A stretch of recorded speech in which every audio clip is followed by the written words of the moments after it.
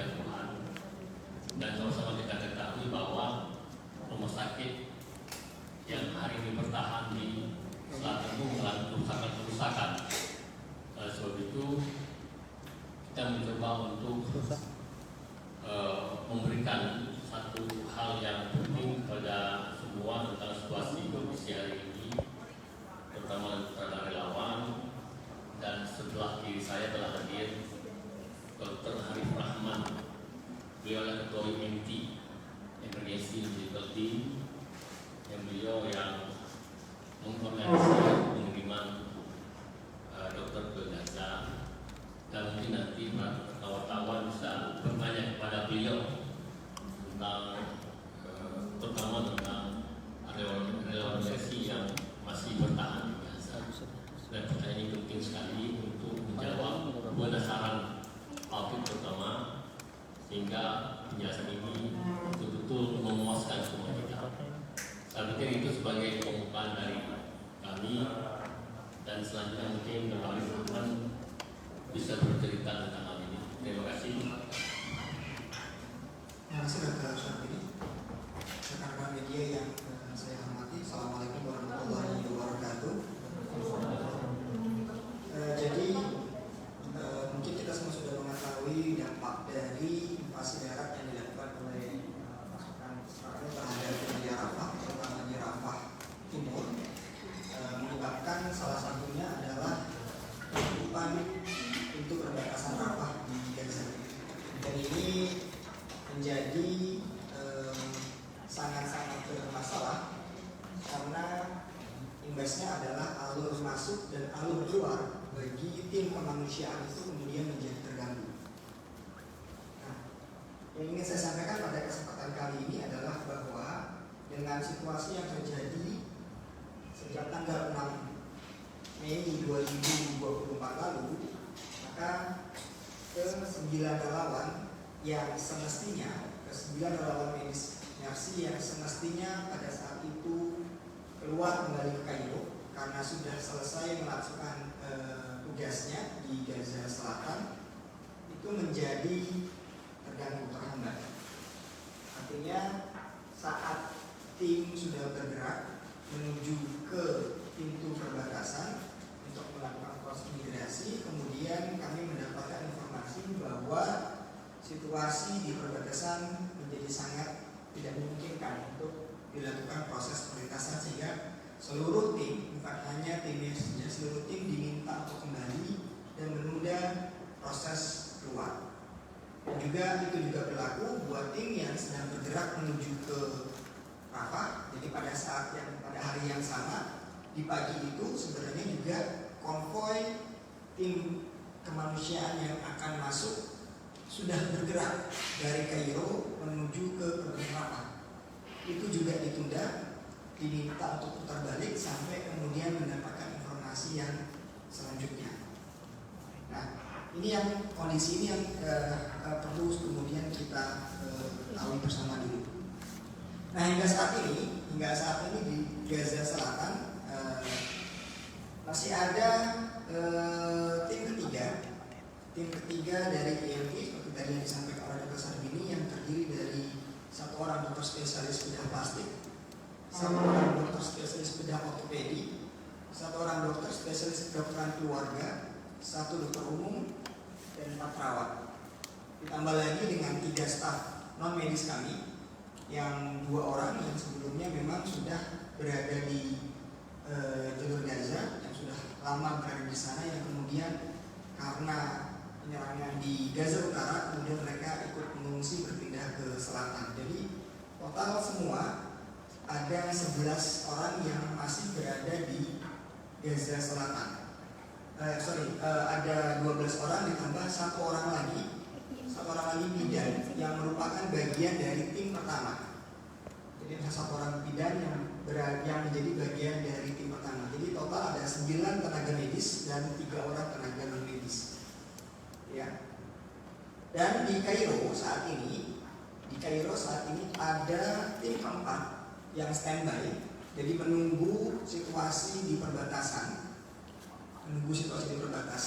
Seandainya memang situasinya membaik, katakanlah ke depan kemudian terjadi gencatan senjata permanen begitu ya, situasi kondusif, maka kemudian teman-teman tim keempat ini bisa bergerak masuk ke Rafah, maka mereka akan bergerak masuk ke Rafah. Atau kalau kemudian sampai kisah habis ternyata kondisi tidak menentu, tidak memungkinkan buat masuk, maka teman-teman tim keempat ini akan kembali ke Indonesia.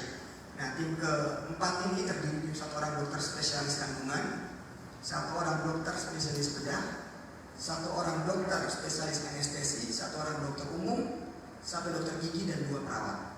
Jadi totalnya 7. Karena perkembangan terbaru dari EMTCC, Emergency Medical Team Coordinator Cell, yang berada di Kairo, saat ini membatasi kapasitas maksimal dari setiap tim yang masuk adalah 7 orang. Jadi maksimal 7 orang. Sebelumnya tidak dibatasi. Mau berangkat banyak, seperti waktu tim pertama berangkat sebanyak 11 orang boleh. Mau berangkat 1, 2, 3 orang boleh. Tapi kalau sekarang karena semakin banyaknya tim yang akan masuk, maka satu tim dibatasi hanya maksimal 7 orang saja. Nah, bagaimana dengan situasi tim ketiga yang berada di Rafah saat ini? Tim saat ini menempati sebuah guest house, rumah yang kami sewa untuk dijadikan sebagai tempat teman-teman untuk menginap. Jadi dari tempat menginap ini kemudian teman-teman akan bergerak menuju ke rumah sakit atau klinik yang menjadi penugasan dari tim ketiga. Sebelumnya di Gaza Selatan ada 3 lokasi yang menjadi tempat penugasan tim. Yang pertama adalah Rumah Sakit Yusuf An-Najjar, di mana di situ teman-teman relawan dokter yang memiliki spesialisasi di bidang bedah dan trauma akan bertugas, karena Rumah Sakit Yusuf An-Najjar merupakan rujukan lapis kedua setelah Rumah Sakit Eropa untuk penanganan trauma dan bedah.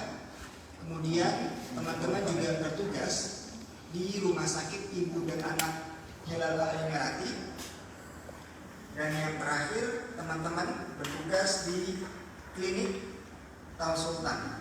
Jadi klinik Tal Sultan ini semacam puskesmas gitu ya, kalau di kita semacam puskesmas yang melayani pelayanan kesehatan dasar, imunisasi, pengobatan-pengobatan yang tidak terlalu spesifik, dan selanjutnya gitu ya.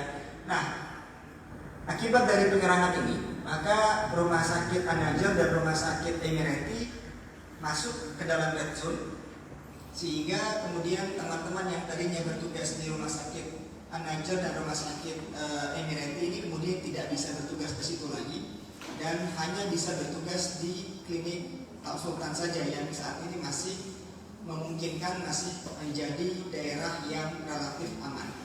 Dan juga perlu saya sampaikan bahwa kondisi saat ini ketika kita berbicara lokasi aman, bukan hanya aman di tempat bekerja, tetapi aman bagaimana aman mencapai tempat kerja. Jadi lokasi dan juga pergerakan tim itu harus dilaporkan kepada EMTCC, yang nanti oleh EMTCC akan diteruskan ke pihak-pihak yang membutuhkan agar kemudian bisa dikenali bahwa pergerakan ini adalah pergerakan bukan lawan. Ya. Nah, jadi kalau kemudian walaupun dikatakan misalnya di klinik Tal Sultan situasinya relatif aman, seandainya pada hari itu kami mendapat informasi bahwa jalur perjalanan menuju ke sana tidak aman, maka relawan tidak akan bertugas ke sana. Jadi relawan tetap akan menunggu di guest house sampai kemudian situasinya membaik. Dan apabila ternyata misalnya teman-teman relawan sudah bekerja di tempat-tempat tersebut dan di menjelang siang misalnya kemudian terjadi insiden-insiden yang menimbulkan ketidakamanan, maka relawan kemudian akan dijemput pulang kembali ke guest house. Nah, saat ini kami mempertimbangkan untuk memindahkan posisi penginapan relawan berada di lokasi yang quote and quote lebih aman, karena saat ini penginapan berada agak dekat ke Rafah Timur, ya, agak dekat ke Rafah Timur, yang dimana Rafah Timur itu merupakan daerah yang pertama kali diinvasi oleh pasukan Israel. Dan kami berpikir untuk bersama-sama dengan yang lainnya sesuai dengan anjuran dari WHO dan juga Kementerian Kesehatan untuk bergabung di daerah yang disebut sebagai Camp Mawasi. Camp Mawasi ini berada di dekat pantai, gitu ya. Saat ini konsentrasi dari pengungsi baik yang dari utara, dari Rafah Timur, sebagian Rafah Barat itu saat ini berada di Camp Mawasi. Hanya saja pertimbangannya adalah bahwa di Camp Mawasi ini minim dengan fasilitas. Jadi kalau kita kemudian mencari rumah guest house itu juga mungkin sudah susah, gitu ya. Apalagi yang kemudian dilengkapi dengan listrik, dilengkapi dengan air, itu sudah saat ini kan sudah semakin sulit gitu. Dan pertimbangan kalaupun mau pindah ke Mawasi adalah kita bergabung dengan tim yang lainnya berada di sekitar rumah sakit atau klinik yang ada di Camp Mawasi dengan menggunakan tenda. Jadi tidak berbeda dengan para pengungsi yang lainnya. Atau pertimbangan lain, bergerak lebih ke utara, masuk ke jalur Gaza Tengah, berada di Darul Balah. Walaupun sebenarnya Darul Balah ini juga relatif tidak lebih aman dibandingkan dengan selatan. Karena serangan-serangan yang dilakukan terhadap militer terhadap wilayah di Gaza Tengah itu juga semakin intens dalam hari-hari belakangan ini. Nah, jadi yang terjadi pada 6 Mei kemarin itu adalah sebuah kejadian yang sama sekali tidak bisa atau tidak kami prediksikan. Di H-1 di tanggal 5 semuanya masih berencana berjalan lancar. Teman-teman bisa bergerak menuju ke imigrasi perbatasan di Rafah, kemudian teman-teman akan keluar menuju Kairo, dan teman-teman yang dari Kairo akan bergerak ke Rafah untuk kemudian masuk ke jalur Gaza. Sama seperti yang terjadi pada tim 1 dan tim 2. Namun qadarullah situasinya tidak seperti itu, dan kemudian kita mengalami apa yang kita saksikan saat ini. Dan kami amat sangat memahami keresahan yang dialami atau dirasakan oleh para keluarga relawan, yang mana saat ini mereka masih tertahan tidak bisa keluar, dan saat ini masih menunggu perkembangan upaya negosiasi pembukaan pintu perbatasan dan seterusnya agar kemudian mereka bisa kembali ke tanah air. Nah, dalam hal ini kami Mercy terus berkoordinasi baik dengan IMPCC, dengan WHO dan juga dengan pihak-pihak lainnya melalui liaison officer kami, agar kami bisa mendapatkan informasi segera, yang mana informasi itu bisa kami teruskan untuk menjamin keselamatan buat teman-teman relawan kami yang bertugas di lapangan, dan juga bisa kami teruskan kepada keluarga, agar keluarga juga bisa memahami apa yang terjadi dengan keluarga mereka di Gaza Selatan. Dan tentunya kami berharap bahwa upaya negosiasi ini bisa segera tercapai dan perbatasan terbuka, sehingga kemudian relawan-relawan bisa segera kembali ke tanah air. Dan apabila itu kemudian tercapai, maka tentu Mercy akan memfasilitasi proses pemulangan teman-teman relawan yang sudah bertugas, gitu ya, agar mereka kemudian bisa segera sampai kembali ke tanah air.